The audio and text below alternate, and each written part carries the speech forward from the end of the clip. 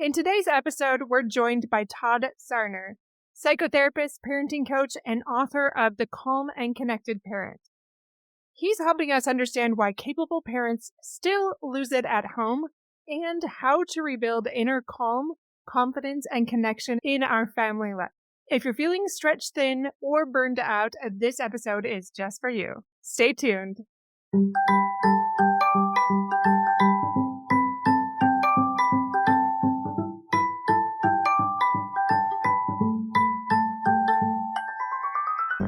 Welcome to Fulfillment Therapy. I'm Kendra Nielsen, wife, mom, and licensed therapist.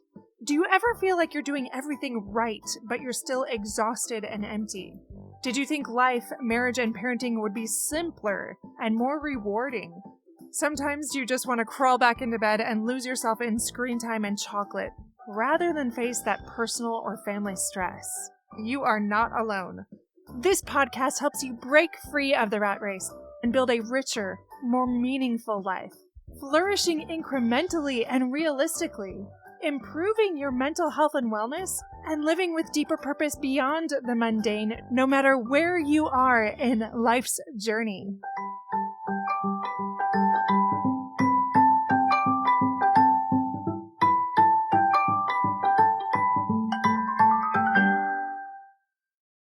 Welcome back to Fulfillment Therapy. Today we have a special guest here with us, Todd Sarner. He's a licensed psychotherapist and parenting coach who helps overwhelmed parents become the calm, confident leaders their kids can rest in without punishment or power struggles. His work blends attachment science, nervous system regulation, and family systems coaching to create more cooperation at home and more connection and relationship. Todd is the author of The Calm and Connected Parent, an attachment-first blueprint for raising resilient kids in the age of screens and AI. So excited to have you on the show. Thank you for coming on, Todd. I'm really excited to be here, Kendra. Thanks for having me on. I love all the things that you are passionate about working on. What got you into this space? Why do you love it? And how did you get here today? Yeah, you see a lot of overlap in what we care about and the work we do. So I'm really excited to talk to you about all the different stuff that we both love helping parents with. I get asked that question. I think it really was being a teenager and my parents splitting and going to a psychotherapist myself. Me, my brother, and my sister all had to go to therapy when my parents divorced. And I just loved it. I thought it was great having this really kind, wise man, Marty, just talk to me about my life and help me figure out what was going on for me. And it inspired me at that age. Oh, that's what I want to do. Now, as things evolved, I went through grad school thinking that's what I was going to do. I'm going to work with kids. And I worked in foster care and group homes and things with more high-risk kids. And I really found that work to be valuable and meaningful. But a couple things changed when I became a father myself, and about 22 years ago. Gosh, it's been a long time. And when I started working with my primary mentor, Dr. Gordon Neufeld, and reading his book when my son was about a year old, Hold On to Your Kids, I just got the feeling, wait, I'm not supposed to work with the kids. I'm supposed to work with the parents. I want to be the person in the background helping the parents be the answer for the kids, not me. And that doesn't mean I don't value therapy with kids. Obviously, it helped me out tremendously as a teenager. It was very meaningful for me. But I think for most of the parents I work with, they are the parents that their kids need. They are the ones that have that power of the bond and the attachment. And I just want to be the person who helps them enhance that, to understand the behavior and development issues of their kids and not really be the one trying to be the answer myself, if that makes sense. Yeah. So you felt like maybe you wanted to work with kids, and then as it developed, you realized, okay, no, I'm really supposed to work with the parents. I know that is very fulfilling work myself. I love doing that. And I love how it's honed the more that you develop your interests. So you mentioned earlier that you are really interested in EFT. And for listeners that don't know what that is, do you mind sharing a little bit about that and why you love it? Sure. We both have familiarity with EFT and Sue Johnson's work, and I can't claim a close relationship with her, but I miss her. I did have interactions with her, and she passed away too soon a few years ago. I became really focused on doing parenting work even before I got my license. I wasn't sure I wanted to get my license. I want to help kids by helping their parents, and I'm going to use Neufeld's kind of approach, and this attachment lens makes so much sense to me. And I had done some couples work in grad school and a little while after, but I thought, no, the parent coaching is what I want to do. And then I kept hearing about Sue Johnson and her work with emotionally focused therapy for couples. I remember being on an airplane going to a training with Dr. Neufeld in Montreal. And the woman next to me was a therapist reading one of Sue Johnson's books. And we started talking. She said, "You want to help kids?" "Yeah, I do. That's what I'm all about."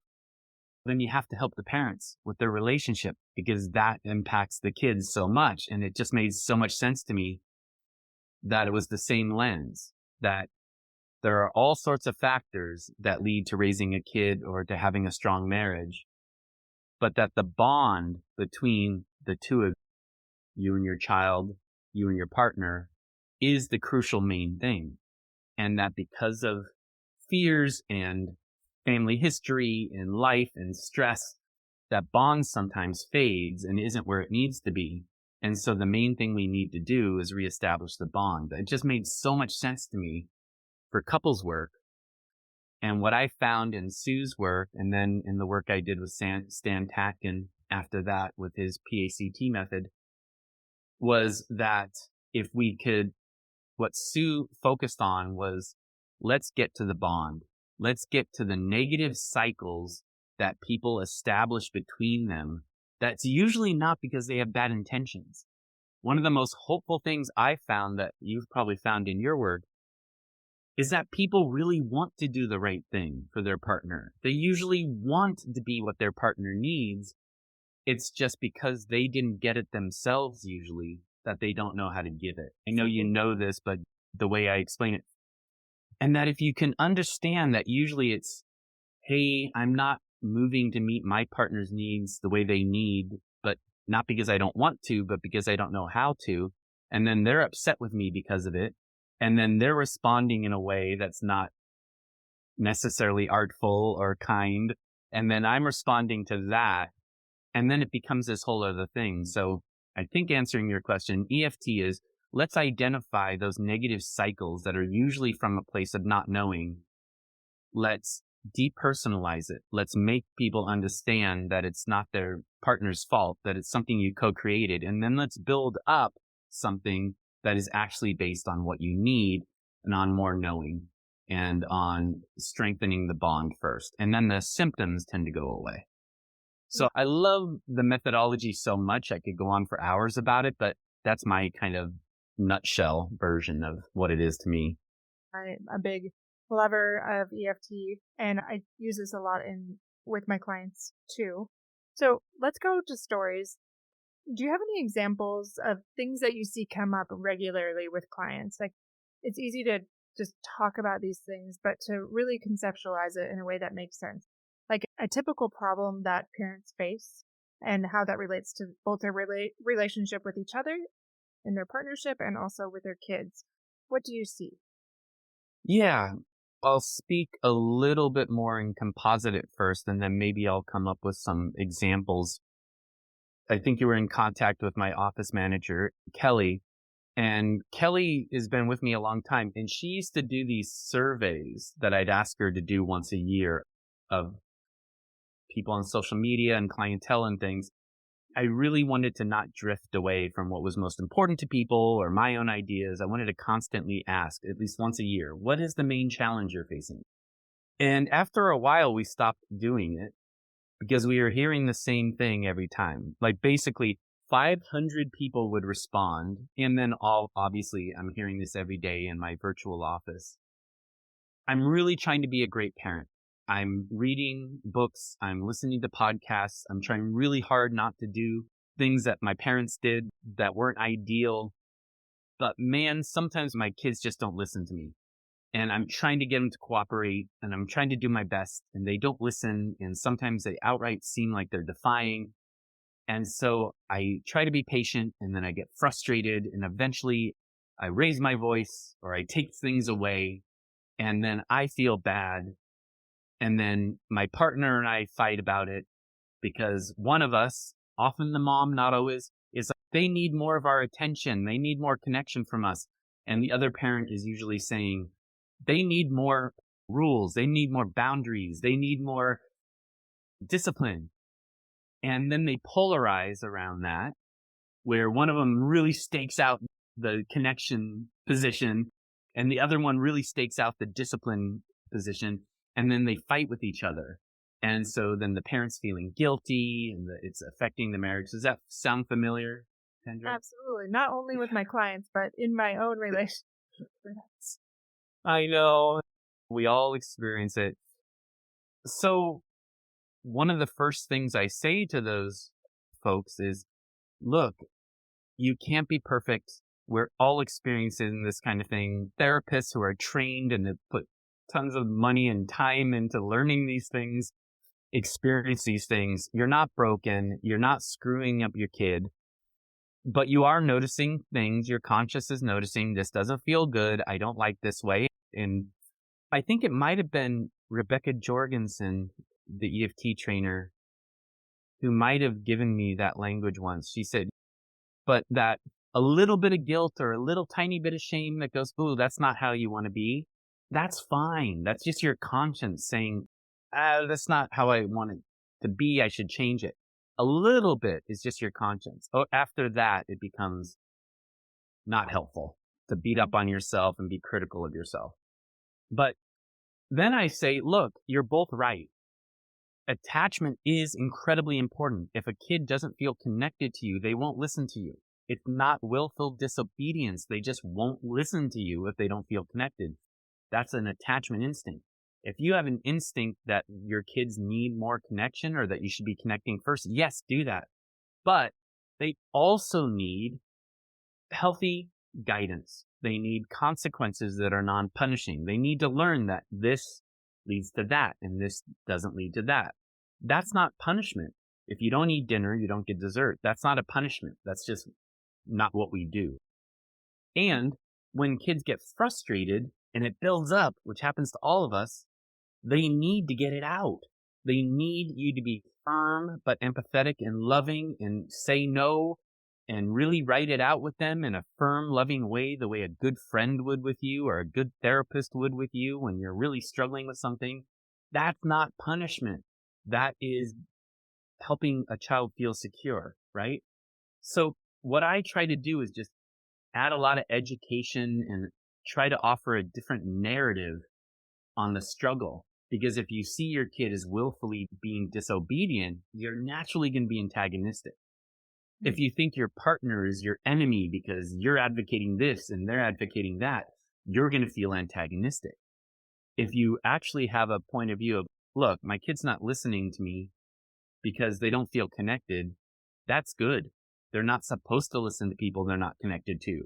I need to put a little bit more effort into that. Hey, my partner's right. They do need a little bit more discipline, but discipline isn't punishment. Let's share each other's perspectives. Let's just do it the right way. It sounds like you're saying it's changing that narrative, that story that we're telling ourselves from being the enemy and this willful disobedience to instead being like this needs exploration. What does this person need? More of this empathy, getting curious about it, and then exploring that, going back into those patterns. Okay, what's happening here? Maybe let's hit that from the couples, from the parents. So say a couple comes to you, maybe even just one of them, and they're starting to identify this dance or this pattern that comes up, and they're seeing the other person as very much the enemy and purposely doing these things that are really challenging. We could even talk about your example, like they're having a parenting struggle. He doesn't understand anything. He thinks that all the answers will just be solved if we have more boundaries, more rules, but he's not compassionate at all. And just never coming eye to eye on it. So again, like that you said. So at this point, you help them maybe be a little more curious or change that narrative slightly.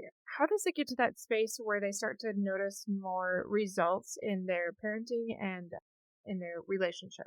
What do you say specifically to them? I have a lot of thoughts on this and been through this exact scenario so many times. From an EFT perspective, Sue was really clear about what the first clinical goal was. The first clinical goal is depersonalize the conflict and help them understand the negative cycle. That's my first thing.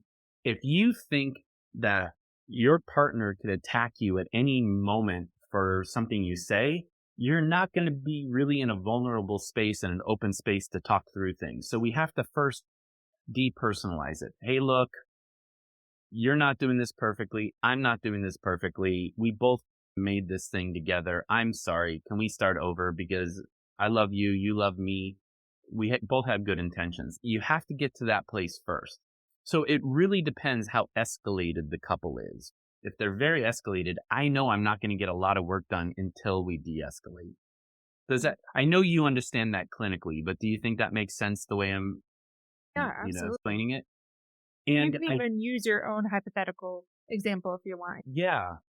I really appreciated Stan Tatkin's, when I trained with Stan, he had a term that he used all the time, conflict versus deficit. It was what I was referring to before. If you see your partner as in conflict with you, or they're doing something on purpose, or your kid, you're going to naturally go to a conflict or antagonism kind of stance, which won't get you anywhere. If you understand it's usually a deficit, something they don't know how to do, something they weren't taught how to do. I often say to couples, look, what if your mom was a germaphobe when you were little?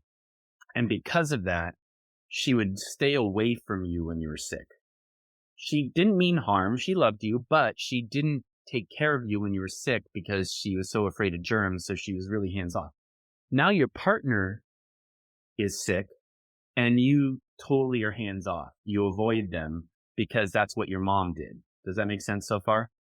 And then your partner who had a parent who actually was there for them and provided for them, or didn't, and so they really feel, I really need that, experiences that as, why aren't you taking care of me? And it's because your partner doesn't have it in them to do it. So I have examples like that all the time. I had a couple that I worked with. The thing that came up a couple weeks ago, I was trying to figure out if this made enough sense in this context. They had a situation that happened all the time where he would be like struggling to pay attention when he was like doing certain work. The fight that came up was he was trying to do an email, and he was very intently trying to do this email about a very important thing. And he had told his wife that he had to do this. She was feeling upset about something, and she came to the door of his office and tried to engage him about something important. Although she wasn't being really specific about what it was, she was being a little vague. And so his experience was, I'm in the middle of something. Why are you talking to me about this vague stuff? Please let me finish my email. Her experience was, why aren't you even looking at me? I'm trying to tell you something important and you won't turn away from your computer. And this turned into a week-long fight that they came to me with, but also had roots in different fights they had for actually 5 or 6 years. And what I tried to do is help them reframe what was going on. Hey, yes, you're trying to concentrate. You're trying to do this. Your wife's being vague, but she really needs your attention when she has something important. So you should make eye contact with her and actually just pause. And if you need to take care of yourself and say, hey, honey, what's going on? It really matters to me. Can I finish this email, or is it a right now thing? Like, actually go through that. But from her perspective, I try to help her understand, hey, your husband really struggles to pay attention. You know this. He told you he was having a hard time with his email. Please just keep that in mind. He's not trying to not meet your needs. He's just really struggling to pay attention. And so that was the de-escalation in that case, if that makes sense as an example.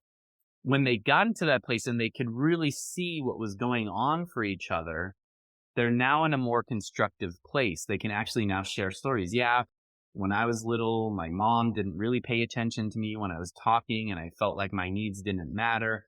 Hey, I struggled with paying attention in school and I felt like nobody ever helped me with it. They just judged me and labeled me this. And they start having more compassion because they're looking at it from a different perspective. And what I find myself saying to couples all the time, and I don't know if this is an original phrasing or if I heard it somewhere along the way, is empathy doesn't mean you have to agree. I don't have to agree with your point of view to empathize with you. Empathizing just means I am striving to understand what your experience is right now. And I find so many of the escalations between my couples are because in the moment they're not having empathy for each other, or not at least starting with that and then going from there. Absolutely. I love your examples that you're using and how we can apply this to our own circumstances, whatever they might be. But it does, like you talked about, that as you're able to change that narrative and come at it with more compassion or curiosity, then your compassion and your empathy can grow. As there's space for that, then there's ways to work through it. So I'm just thinking of our listeners and my clients often feeling very overwhelmed, exhausted, snapping at their kids. They really want to build this calm. They want to get to that space. But without a therapist or somebody else to guide them, this is a powerful start to our conversation with Todd Sarner. If today's episode resonated, you can take your personal and family fulfillment to the next level with our online courses at fulfillmenttherapy.org. Check out Heal Your Home for deepening parenting connection or Ignite Your Life for personal growth. And if today's episode encouraged you, we'd love your review on Apple Podcasts. It helps other parents find hope and inspiration too. We'll see you back here shortly for part 2.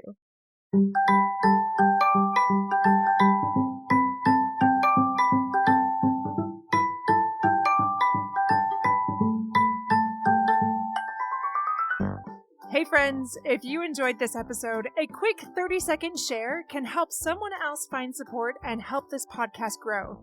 Leaving a review on Apple Podcasts boosts visibility and keeps the show alive. Your simple acts make a big difference. I'll see you back here each week for more life-changing episodes.